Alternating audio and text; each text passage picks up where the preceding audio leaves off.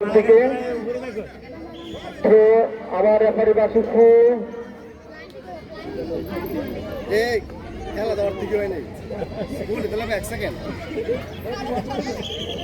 বল করিকান্দি সরকারি প্রাথমিক বিদ্যালয়ের অনুকূলে না দেয়ারকান্দি সরকারি প্রাথমিক বিদ্যালয়ের অনুকূলে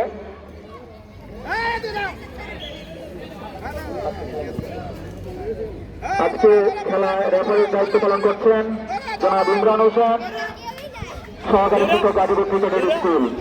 বল লড়াই চলছে তুমুল, কিন্তু বল চলে গেল মাঠের বাহিরে, এখনো যায়নি বাহিরে। চলছে খেলা, চলে যাচ্ছে বেলা, এখন বল মাঠের বাহিরে।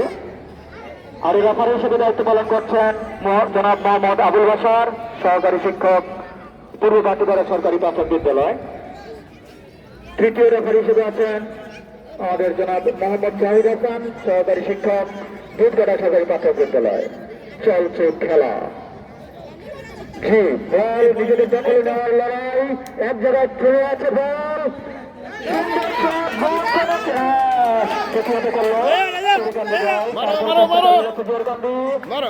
সুন্দরভাবে প্রতিহত করে দিল, বল সম্ভবত হাতে লেগেছে হ্যান্ড বল।